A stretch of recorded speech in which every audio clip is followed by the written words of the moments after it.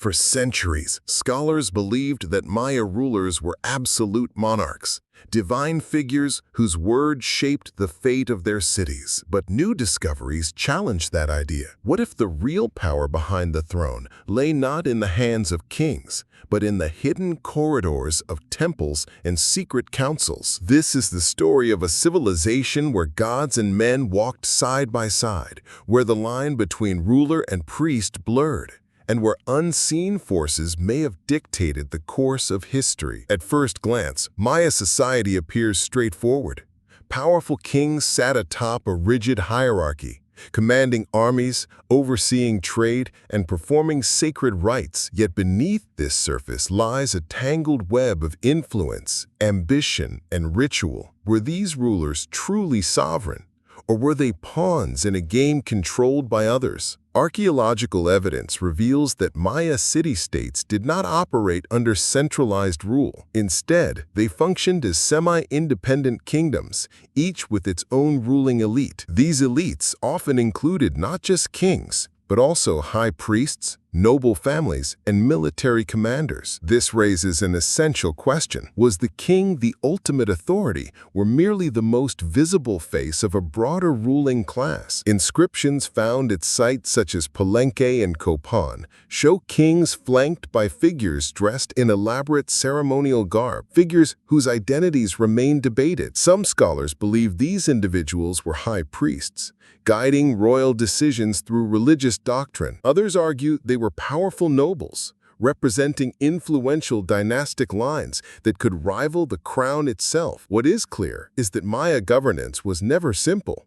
It was layered, complex, and deeply spiritual. Every decision, be it political, economic, or military, was filtered through a lens of cosmic balance and divine obligation. The Maya believed that the universe required constant maintenance through ritual and sacrifice. To neglect this duty meant chaos, famine, or even the fall of a kingdom. So, who ensured that these duties were carried out? Was it the king, acting as both warrior and priest? Or was it the priesthood, pulling the strings behind the scenes? And what role did the nobility play in shaping the destiny of entire civilizations? As we journey deeper into the heart of Maya history, we will uncover the truth about who truly ruled, not just with power, but with purpose, faith, and cunning. The Maya civilization did not rise overnight. It was the product of centuries of cultural evolution, shaped by geography, agriculture, and spiritual belief. Long before the towering pyramids and grand city-states emerged,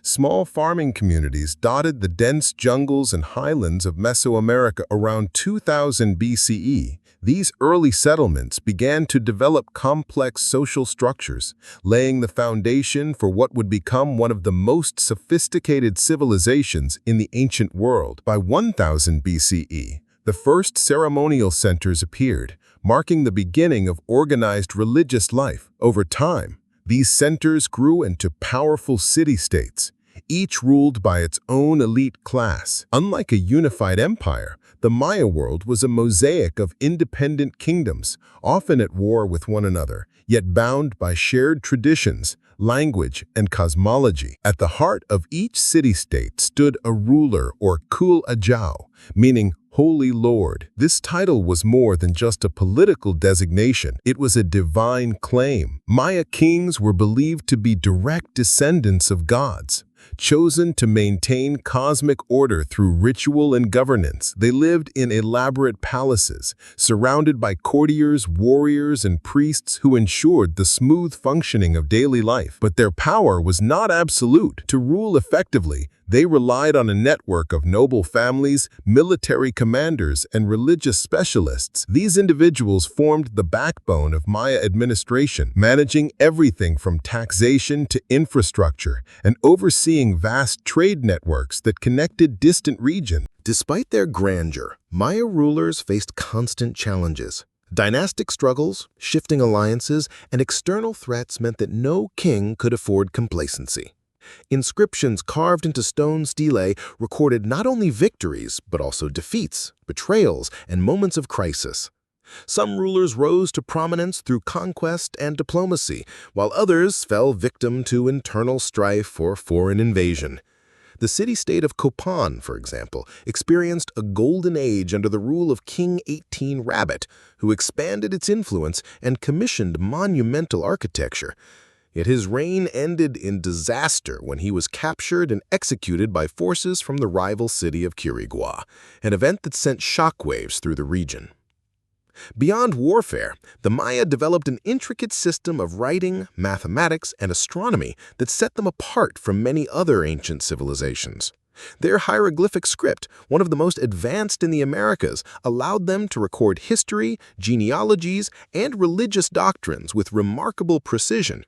They devised a complex calendar system based on celestial movements, which guided agricultural cycles, religious festivals, and even political decisions. This knowledge was preserved and passed down by scribes and priests, whose role in society was both intellectual and sacred. While kings ruled in the public eye, these learned elites operated behind the scenes, shaping policy through their interpretations of omens and cosmic signs. Yet despite their achievements, the Maya were not immune to collapse. The Classic period, c. 250 to 900 CE, saw the height of their urban development, but by the end of the 9th century, many southern lowland cities had fallen into decline. Archaeological evidence suggests that environmental factors such as drought, deforestation, and overpopulation played a role in this downturn. Political instability and warfare further weakened once thriving states. In the aftermath, new centers emerged in the northern Yucatan, where cities like Chichen Itza and Mayapan adapted to changing conditions and experimented with different forms of governance. These later polities often featured ruling councils rather than single monarchs, hinting at a shift in power dynamics. The Maya king was not merely a ruler, he was a living god. His authority came not from conquest alone, but from his divine lineage, traced back to the gods who created the world. This belief placed him at the center of both political and spiritual life. To rule was to serve as an intermediary between the heavens and the earth, ensuring harmony through ritual, warfare, and governance. Every action he took, every word spoken, every battle fought, every sacrifice performed was meant to uphold cosmic balance. Failure to do so could bring disaster, for the Maya believed that neglecting sacred duties invited chaos, famine, or even the collapse of the universe itself. From birth, Maya kings were set apart. They were raised in royal courts, trained in statecraft, astronomy, and religious doctrine. Their education was overseen by priests and scribes who ensured they understood the sacred texts and celestial cycles that guided decision-making. By the time a prince ascended the throne, he was expected to embody both warrior and priest, leading armies into battle while also performing elaborate ceremonies to appease the gods. Coronation rites often included bloodletting rituals, where the new ruler would offer his own blood as a sign of devotion. These acts were not symbolic. They were seen as necessary to maintain order in the cosmos. Maya inscriptions provide vivid records of these divine performances. Stelae and temple walls depict rulers adorned in elaborate headdresses, jaguar pelts, and jade ornaments, standing in poses of power. They are shown holding ceremonial bars or scepters, symbols of their authority. Some scenes show them emerging from visions induced by hallucinogenic substances, communicating with ancestors and deities. These experiences reinforce their legitimacy, proving that they remain connected to the divine realm. Priests played a crucial role in these rituals, interpreting omens and guiding the king's actions. Yet this close relationship raises an important question. Did the priests simply serve the king, or did they shape his decisions behind the scenes? Kings ruled from grand palaces, surrounded by nobles, warriors, and advisors. These elites formed a complex hierarchy, each playing a role in maintaining the stability of the city-state. Some nobles held titles such as Sajal or Ajau, indicating positions of regional leadership under the supreme ruler. Others served as military commanders, overseeing campaigns against rival cities. Others acted as administrators, managing tribute collection, infrastructure projects, and trade networks. While the king stood at the top of this system, his ability to govern depended on the loyalty of these powerful figures. A weak ruler could be manipulated or overthrown, especially if he failed to secure victories or maintain divine favor. Warfare was central to Maya kingship. Kings led their armies into battle, seeking to expand territory, capture enemies for sacrifice, and assert dominance over rival states. Military success brought prestige, wealth, and captives who could be used in ritual offerings. But defeat carried dire consequences. A lost battle could weaken a ruler's claim to divine favor, making him vulnerable to internal challenges. Some kings responded to setbacks by commissioning new monuments, declaring renewed strength, or forging alliances to regain control. Others were not so fortunate. Inscriptions reveal cases where rulers were captured, tortured, and executed by victorious enemies, an end that signaled both personal failure and cosmic disruption. Despite their power, kings were not infallible. Natural disasters, prolonged droughts, or internal rebellions could shake their authority. When crises arose, rulers turned to the priesthood for guidance, seeking answers in the stars and ancient prophecies. If no solution was found, blame often fell upon the king himself. In some cases, dynasties collapsed under the weight of repeated failures, giving way to new ruling families or councils that promised stability. This pattern suggests that while kings were revered as divine figures, their legitimacy was not absolute. It was conditional, dependent on their ability to maintain cosmic and political order. If the Maya king was the face of divine authority, the priesthood was its voice. These religious specialists held knowledge that no ruler could afford to ignore. They were the interpreters of the god's will, the teachers of sacred texts, and the architects of ritual life.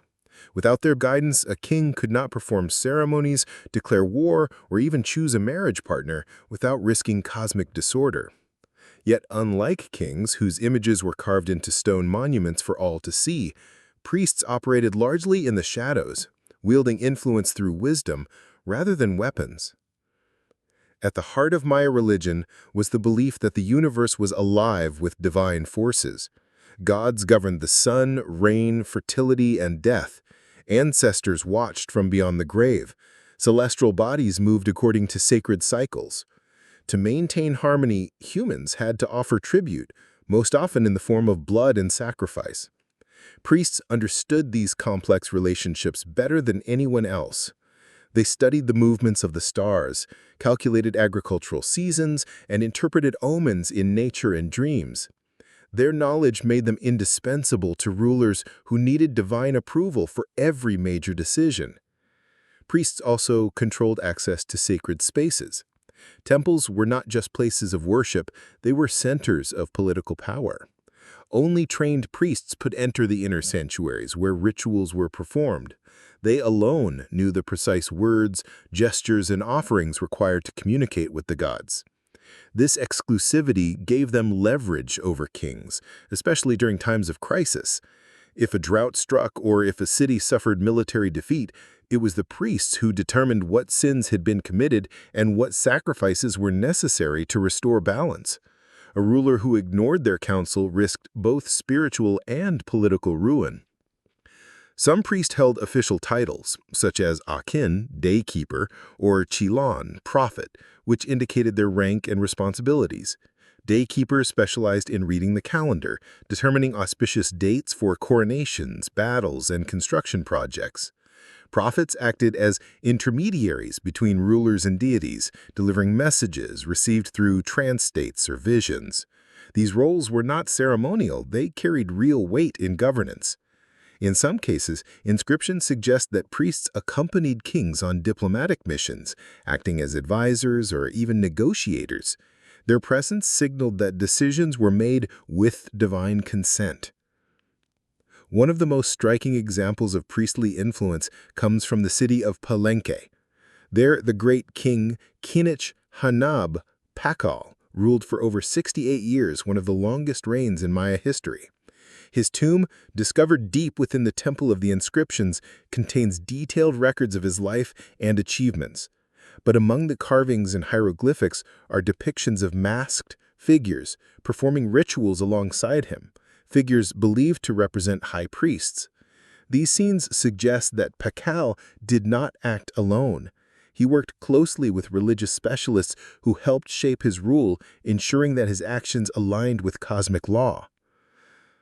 The relationship between kings and priests was not always harmonious. Like any powerful institution, the priesthood was subject to internal rivalries and ambitions. Some priests may have used their sacred knowledge to manipulate rulers for personal gain. Others might have resisted royal decrees that threatened temple wealth or autonomy. In rare cases, conflicts between the two groups may have led to political upheaval. Unfortunately, direct evidence of such struggles is scarce. Maya scribes rarely recorded disputes among elites, preferring to emphasize stability and divine order. However, indirect clues, such as sudden shifts in leadership or abrupt changes in temple construction, hint at moments when tensions flared beneath the surface. Beyond their advisory role, priests also played a key part in maintaining social cohesion. They presided over public festivals, organized processions, and led communal rites that reinforced shared identity. Ordinary citizens looked to them for guidance, seeking blessings before planting crops or embarking on long journeys. By controlling access to divine favor, priests ensured that both rulers and commoners remained dependent on their expertise. This widespread reverence gave them a kind of power that was difficult to challenge, a power rooted in not force, but in faith. Beyond kings and priests, another force operated in the shadows: powerful noble families and influential councils. While Maya rulers claimed divine right, their authority often depended on alliances with high-ranking elites. These nobles controlled key administrative roles, commanded regional centers, and managed economic resources. Some bore titles such as Sajal or Ajao, indicating positions of local governance under the supreme ruler. In certain city-states, ruling councils emerged, particularly during periods of instability, when no single king could maintain dominance. These groups likely played a critical role in decision-making, shaping policies, and even selecting successors. Could it be that true power in Maya society rested not with one individual, but with a web of competing interests? If so, how did these factions navigate internal struggles while presenting a unified front to the people? The Maya political system was never strictly hierarchical in the way modern governments are understood. Instead, it functioned more like a network of interdependent authorities. At the top stood the king, whose legitimacy came from his divine ancestry. Below him were the nobles, who acted as governors, military commanders, and administrators. These individuals held vast tracts of land, oversaw tribute collection, and maintained personal retinues of warriors and scribes. Their loyalty was crucial to a king's survival, yet they also had ambitions of their own. One of the clearest examples of noble influence comes from the city-state of Naranjo. Inscriptions found there describe a period of intense dynastic conflict where rival noble factions vied for control after the death of a ruler. In some cases, these disputes led to outright civil war, with different branches of the royal family seeking support from foreign allies. Similar patterns have been observed at other sites, including Caracal and Das Pilas, where elite families appear to have played decisive roles in determining who would sit on the throne. In times of crisis, ruling councils sometimes took center stage. These bodies, composed of high-ranking nobles and possibly senior priests, may have acted as regents when a young heir ascended too early, or when a city faced prolonged disorder. The site of Calakmul, known as one of the great powers of the classic period, provides intriguing clues about such arrangements. Several inscriptions suggest that multiple figures shared authority at key moments, implying a form of collective rule rather than absolute monarchy. This model of governance challenges the traditional image of the Maya king as an all-powerful sovereign. Instead, it paints a picture of a leader who ruled through negotiation, alliance building, and careful management of competing interests. A wise ruler understood that his position depended not just on divine favor, but on maintaining strong relationships with the noble class. A poor relationship, by contrast, could lead to betrayal, rebellion, or even assassination. Evidence of such betrayals appears in the historical record. At the city of Dos Pilas, a royal prince named Ajao Kawil waged war against his own brother, backed by the powerful city of Calakmul. This was not just a personal feud, it was a calculated move to seize control of Tikal's satellite states. This conflict reshaped the balance of power in the region, demonstrating how noble ambition could override familial loyalty when the stakes were high. Trade also played a major role in noble influence.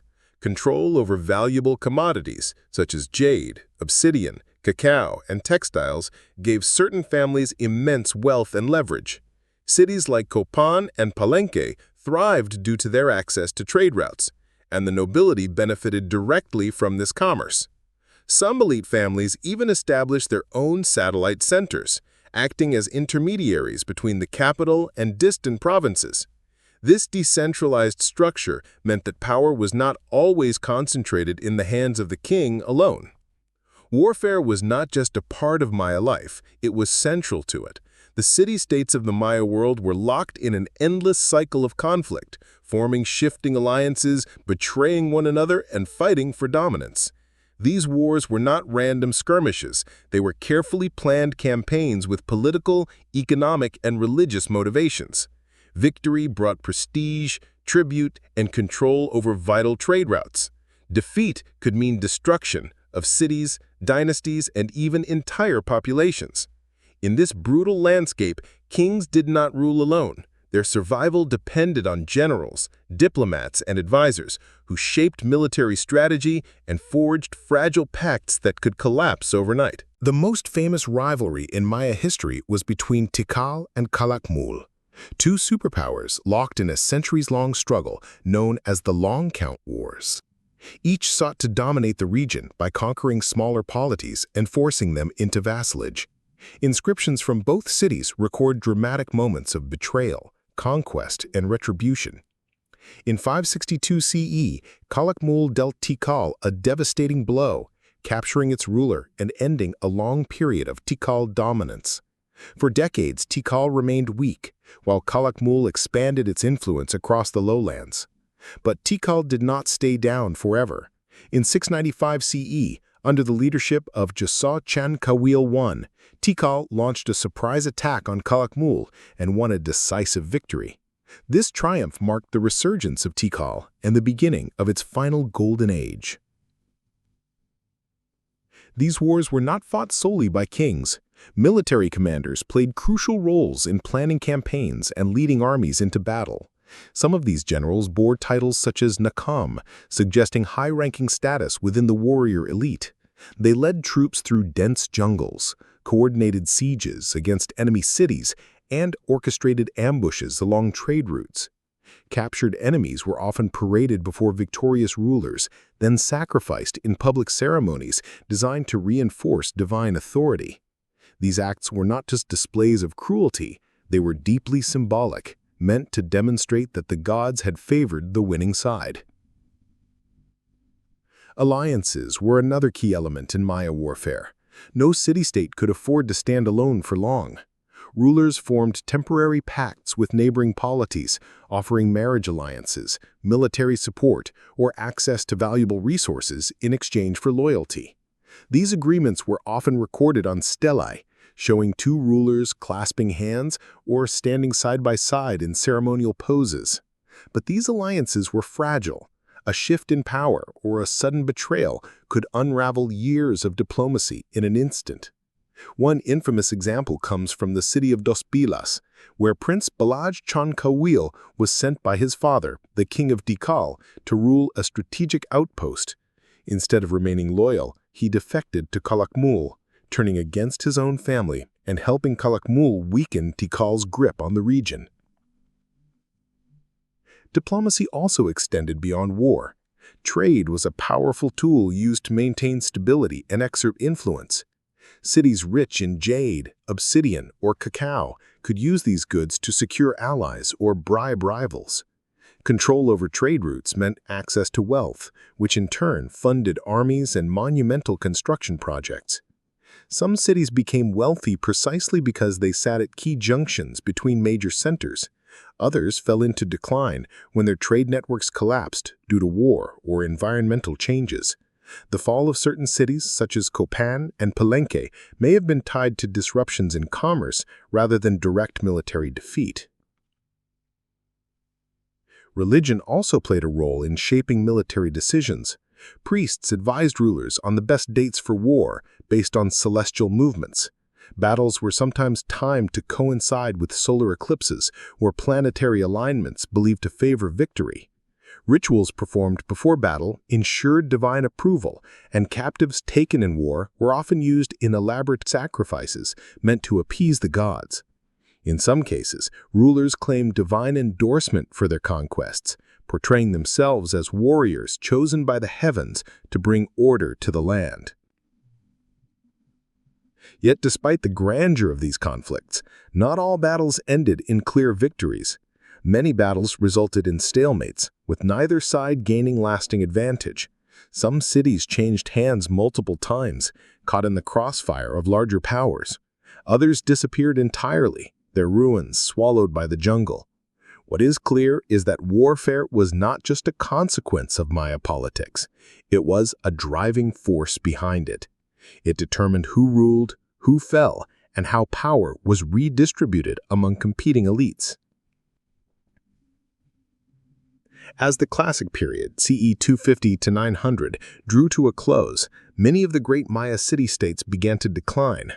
Once thriving metropolises like Tikal, Palenque, and Copan saw their dynasties collapse, their monuments abandoned, and their populations dwindle. By the end of the 9th century, most of the major cities in the southern lowlands had been deserted, leaving behind vast ruins swallowed by jungle. This widespread collapse was not the result of a single event, but rather a complex interplay of environmental, political, and social factors that gradually eroded the foundations of Maya civilization. One of the most widely accepted theories for this decline is ecological stress. Archaeological evidence suggests that centuries of intensive agriculture, deforestation, and soil depletion led to food shortages and declining agricultural yields. As populations grew, so did pressure on the land.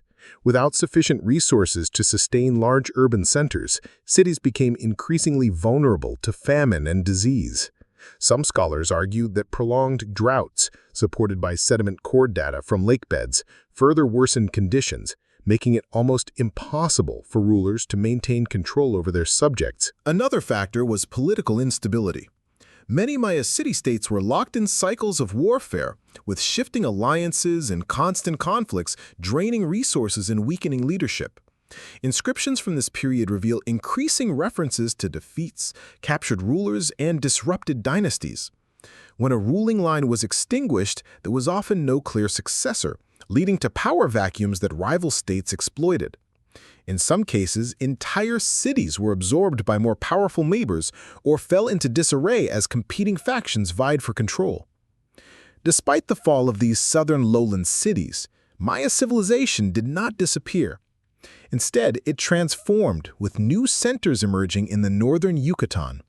Cities such as Chichen Itza, Uxmal, and later Mayapan rose to prominence, adapting to changing conditions and experimenting with different forms of governance. Unlike the highly centralized monarchies of the Classic period, these later polities often featured ruling councils rather than single kings. This shift suggests a broader redistribution of power, where authority was shared among elite families rather than concentrated in the hands of one ruler. Chichen Itza, in particular, offers a striking example of this transformation. During its height, around 800 to 1200 CE, it appears to have functioned as a multi-ethnic center, drawing influence from both Maya and Toltec cultures. Unlike earlier dynastic capitals, where rule passed through hereditary lines, Chichen Itza may have operated under a confederate system, where multiple noble houses held sway. This model allowed for greater flexibility in governance, reducing the risk of dynastic collapse while maintaining stability through collective leadership. However, even this system was not immune to internal strife. Later records indicate that Chichen Itza eventually lost its dominance, giving way to Mayapan as the dominant power in the region. Mayapan, which flourished between the 12th and 15th centuries, maintained a similar council-based structure, with several elite families sharing administrative duties. Yet these tensions between these groups eventually boiled over, leading to civil war and the city's eventual abandonment around 1448 CE. The fall of Mayapan marked the beginning of a fragmented era in Maya history. Without a central authority, smaller polities emerged across the Yucatan Peninsula, each ruled by local lords who claimed varying degrees of autonomy. These post-classic states continued to engage in trade, ritual, and warfare, but they lacked the grandeur of their predecessors. When the Spanish arrived in the early 16th century, they encountered a Maya world vastly different from the towering pyramids and sprawling cities of the classic period. What can we learn from this long arc of rise and fall? The Maya were not a static civilization. They evolved in response to challenges, reshaping their political structures when necessary. The transition from divine kingship to collective rule reflects a deeper adaptation, one that prioritized survival over rigid hierarchy. Yet this transformation also highlights a recurring theme. No single ruler could guarantee lasting stability without the support of broader institutions. The ancient Maya were master storytellers, but their stories were not written on paper or parchment. Instead, they carved them into stone, monuments, stelae, altars, and temple walls. These inscriptions form a vast archive of political history, religious doctrine, royal genealogies, and military campaigns. They offer a rare window into the minds of rulers, priests, and nobles who lived over 1,000 years ago. Yet these records are far from straightforward. Their meanings are layered, their omissions deliberate, and their biases clear. To understand who truly ruled the Maya, we must read between the lines, searching for the hidden truths buried beneath official narratives. One of the most striking aspects of Maya inscriptions is their emphasis on divine kingship. Nearly every ruler is depicted as a living god, descended from celestial ancestors. Titles such as Kuhul Ohau, or Holy Lord, reinforce this idea, suggesting that kings were not just leaders, but intermediaries between the human and divine realms. However, when we look closer, we find subtle clues that suggest otherwise. In some cases, multiple individuals are shown performing key rituals alongside the king, figures draped in elaborate ceremonial attire, sometimes even standing in positions of equal prominence. These companions are rarely named in full, yet their presence raises an important question. Were these advisors, priests, or co-rulers? At the site of Piedras Negras, a city along the Usumacinta River, inscriptions reveal a pattern of power sharing. Several monuments depict kings flanked by figures bearing titles such as Bats Ahau, Jaguar Lord, or Akkahum, he of the sacred office. These titles suggest high-ranking officials with significant authority. Some scholars believe these individuals may have been members of a ruling council, helping to guide decisions and maintain stability. This hints at a system where kings did not rule alone, but rather within a structured hierarchy of elites. Another telling example comes from Dos Pilas, where a dramatic inscription recounts the rise and fall of Prince Balaj Chan Kawil. Initially installed as a vassal ruler by Tikal, he later defected to Calakmul, turning against his own family in a brutal civil war. The record of this betrayal is preserved in vivid detail, showing how dynastic politics could be manipulated by external forces. More importantly, it reveals how royal succession was not always a matter of bloodline. It could be shaped by foreign intervention, shifting alliances, and internal conspiracies. If a prince could switch sides so dramatically, what does that say about the real sources of power? Inscriptions also shed light on the role of the priesthood. At Palenque, the great king Kinich Yanab Pakal is frequently shown in scenes of ritual communication with gods and ancestors. He is often accompanied by masked figures whose identities remain debated. Some scholars argue these figures represent priestly intermediaries, guiding the king through trance-induced visions. Others suggest they symbolize deified ancestors or mythological beings. Either way, the message is clear. The king's spiritual legitimacy depended on more than just personal connection to the divine. He needed the expertise of those trained in ritual and prophecy. Perhaps one of the most compelling pieces of evidence for shared governance comes from Copan, where a series of rulers appeared to have reigned under the guidance of powerful courtiers. One particularly intriguing figure is known only by the Motagua Lord, a high-ranking noble who appears repeatedly in Copan's inscriptions. His title suggests he held influence beyond the city itself, possibly overseeing trade routes or military affairs. His presence in key ceremonies indicates that he played a central role in governance, even if he never wore the crown himself. Beyond individual names and titles, there are broader patterns in the archaeological record that challenge the notion of absolute monarchy.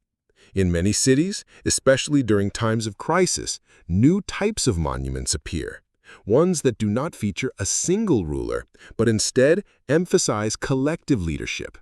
These include stelae, depicting groups of individuals standing together, sometimes holding staffs or other symbols of authority. Such imagery suggests that in moments of instability, power was redistributed among a wider circle of elites.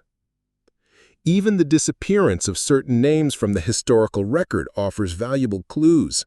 In some cases, a dynasty ends abruptly with no successor recorded. In others, a new ruler emerges seemingly out of nowhere, claiming descent from an earlier line but lacking any direct documentation. These gaps hinted political upheavals, possibly coups, assassinations, or shifts in power structures that went unrecorded by scribes loyal to the new regime. Taken together, these inscriptions paint a picture of Maya rule that is far more complex than once believed. Kings were not solitary sovereigns. They were part of a larger web of relationships, constantly negotiating with priests, nobles, and military commanders. Power was fluid, shifting depending on circumstances, alliances, and crises. And sometimes, the true rulers of the Maya were not the ones whose faces were carved into stone, but those who worked behind the scenes, shaping history in ways that would take centuries to uncover. Though the great Maya cities fell into ruin, their legacy endures. The descendants of the ancient Maya still live in the same lands, preserving traditions passed down through generations. Some communities continued to practice rituals rooted in pre-Columbian beliefs, blending indigenous customs with Catholic influences introduced after the Spanish conquest. Anthropologists and historians work to unravel the complexities of Maya governance, using archaeological findings and oral histories to piece together the puzzle of who truly ruled. Modern technology, including LiDAR scanning and epigraphic analysis, has revealed hidden structures and deciphered forgotten texts, shedding light on the intricate relationships between rulers, priests, and elites. As our understanding deepens, we come closer to answering the question that has puzzled scholars for centuries. Was Maya rule a tale of divine kings, shadowy priests, or something far more complex? The use of LiDAR, light detection and ranging, has revolutionized Maya archaeology. By firing laser pulses from aircraft to penetrate dense jungle canopies, researchers have uncovered vast networks of roads, fortifications, and agricultural systems previously unknown. These discoveries challenge earlier assumptions that Maya cities were small, loosely connected centers. Instead, they reveal sprawling urban landscapes with sophisticated infrastructure, evidence of centralized planning and large-scale labor organization. Such findings suggested power was not only held by kings, but also managed by a broader administrative class, reinforcing the idea that Maya governance was deeply layered. One of the most dramatic revelations came from the site of Tikal, where LiDAR scans exposed an extensive network of defensive walls, water reservoirs, and interconnected settlements. This indicates that Tikal was not just a ceremonial center, but a highly organized military and economic hub. If one ruler controlled such massive operation, how much autonomy did local governors and administrators possess? Did they act independently, or were they tightly bound to royal authority? The answer appears to lie somewhere in between, a balance of central control and regional autonomy that evolved over time. Epigraphic studies have also contributed to this evolving picture. The ongoing translation of Maya hieroglyphics has allowed scholars to reconstruct dynastic histories, diplomatic exchanges, and ritual calendars with increasing accuracy. For example, inscriptions at Copan have provided detailed genealogies of its rulers, revealing patterns of succession, intermarriage, and external influence. Some kings appear to have been installed by foreign powers, suggesting that political maneuvering extended far beyond individual city-states. In some cases, rival factions within a ruling family may have sought support from outside allies, leading to internal conflicts that reshaped the course of history. Oral traditions among modern Maya communities further enrich our understanding. Elders in highland Guatemala in the Yucatan Peninsula still recount stories of ancient rulers, sacred lineages, and cosmic battles between gods and men. While these narratives have evolved over centuries, they often preserve core elements of historical events, filtered through myth and symbolism. Some legends speak of councils that governed in times of crisis, hinting at a collective leadership structure that persisted even after the fall of dynastic rule. Others describe priestly figures who wielded great influence behind the throne, shaping decisions through prophecy and ritual. These insights challenge the traditional view of the Maya as a civilization ruled solely by divine kings. Instead, they paint a picture of a society where power was constantly negotiated between monarchs and priests, nobles and warriors, city-states and foreign powers. No single ruler could maintain dominance without the support of a broader network of institutions. And when those institutions failed, as they did during the collapse of the Classic period, new forms of governance emerged to fill the void. In the post-Classic era, especially in the northern Yucatan, ruling councils became more prominent. At Mayapan, for instance, governance was shared among several elite families, each controlling different aspects of administration, defense, and religious life. This model suggests a shift away from absolute monarchy towards a more distributed system of rule, one that may have been better suited to the challenges of a changing world. However, even this system was not immune to internal strife. When tensions flared, violence erupted, and Mayapan was ultimately abandoned, leaving behind a fragmented landscape of smaller polities. The arrival of the Spanish in the early 16th century marked another turning point. European chroniclers recorded encounters with Maya leaders, describing their political structures and social customs. Some accounts portray Maya rulers as independent sovereigns, while others depict them as vassals of larger confederations. These conflicting reports reflect the diversity of governance models across the region, proving that no single system defined Maya rule. What is clear is that the Maya adapted to colonial rule in ways that preserved elements of their traditional power structures, ensuring the survival of cultural identity despite centuries of upheaval. Today, the descendants of the Maya continue to shape their own future. Indigenous rights movements, language revitalization efforts, and archaeological collaborations are helping reclaim lost histories. Museums and research institutions around the world now work closely with Maya communities to ensure that interpretations of the past are informed by both scientific evidence and ancestral knowledge. This partnership is crucial, not only for understanding who ruled the Maya, but for honoring the people whose heritage continues to thrive. With each discovery, the picture of Maya governance becomes clearer, yet more intricate. No single ruler, priest, or council held absolute power. Instead, authority was a delicate interplay of divine claims, ritual obligations, and political maneuvering. Kings relied on priests to legitimize their rule, while priests needed royal patronage to maintain influence. Noble families and councils ensured stability, stepping in when dynasties faltered. Even commoners played a role, their labor sustaining the cities and their faith reinforcing the sacred hierarchy. This web of power shifted with time, adapting to crises and evolving with each generation. The fall of dynasties did not erase these structures, it transformed them. In the ruins of once great cities, the echoes of this complexity remain, waiting to be heard by those who seek the truth beneath the stone.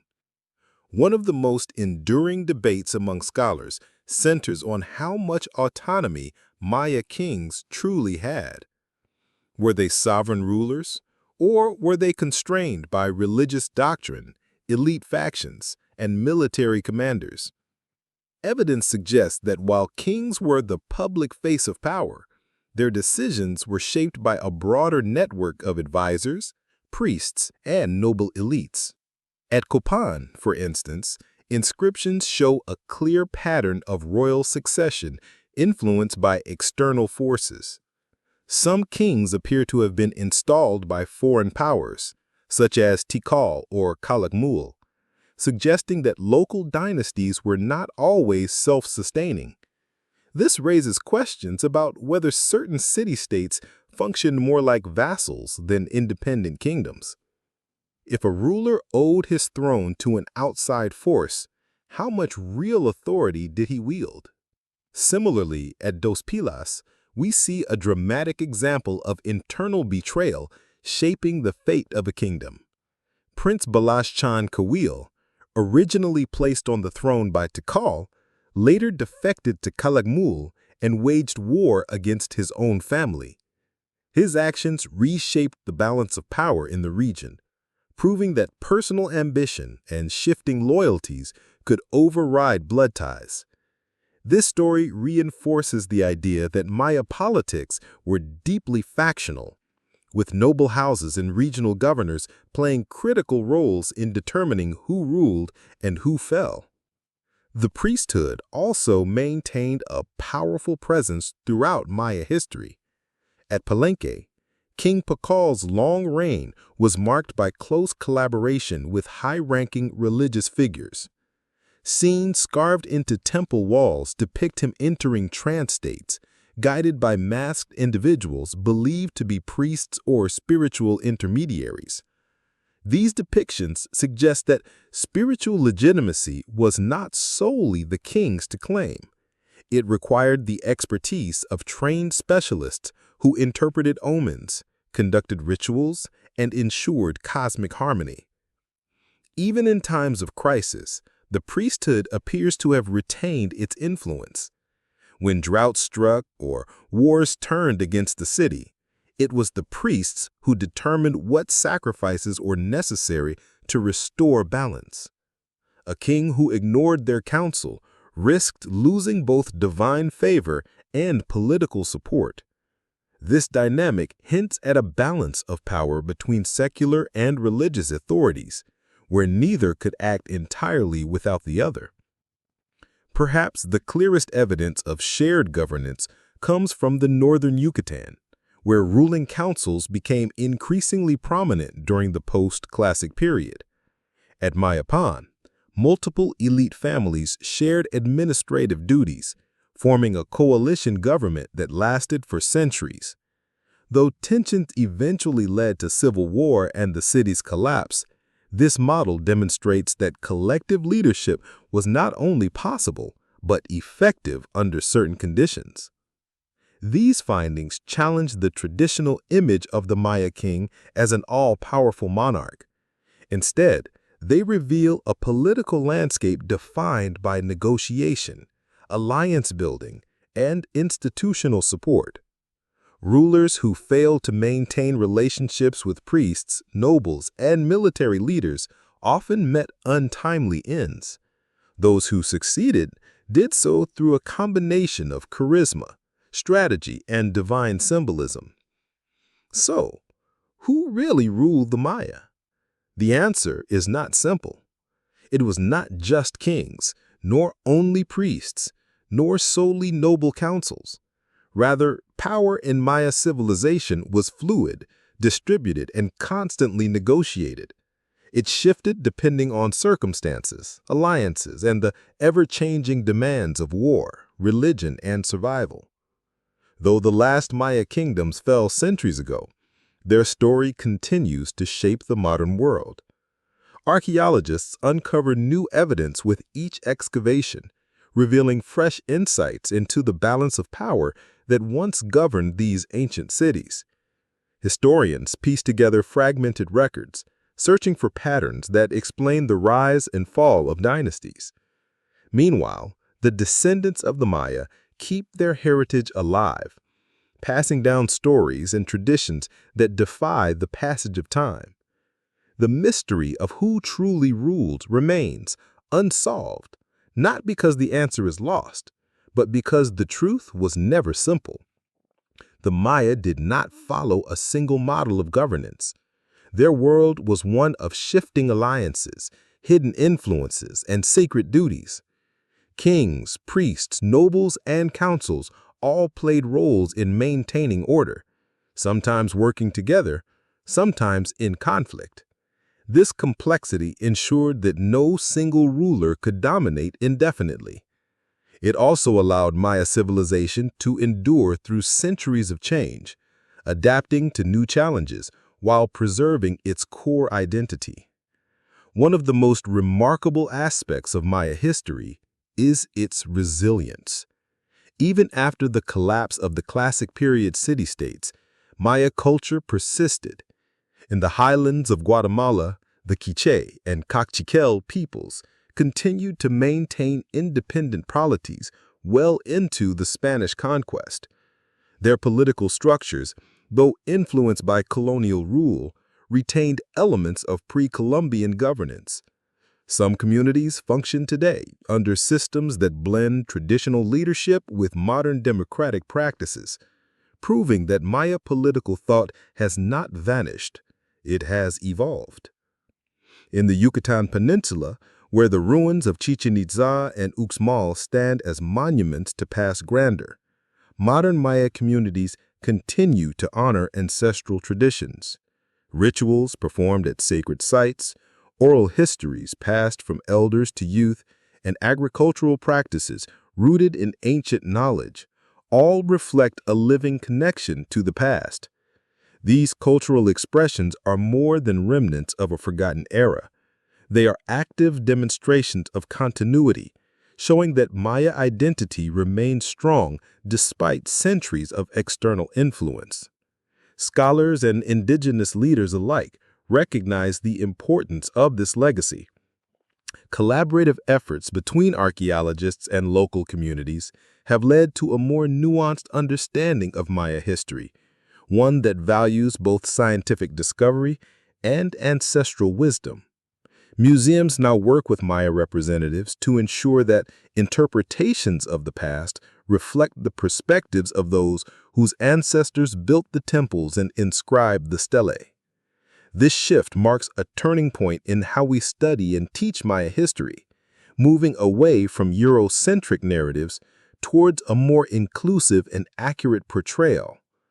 As research advances, we move closer to understanding the full scope of Maya civilization, one built not just on stone and ritual, but on the intricate dance of power that shaped their destiny. The next chapter in this exploration may come from newly uncovered inscriptions, advanced imaging technology, or even genetic studies that trace the lineage of modern Maya populations back to their ancient ancestors. Each discovery brings us a step closer to answering the question, who really ruled the Maya? Perhaps the greatest lesson from Maya history is that power is never static. It shifts, transforms, and adapts to the needs of the time. Whether through divine kingship, priestly guidance, noble alliances, or collective governance, the Maya understood that leadership required more than authority. It required wisdom, flexibility, and a deep connection to both people and place. Their civilization may have changed, but its essence endures. And as long as there are those who seek to understand it, the story of the Maya will never truly end.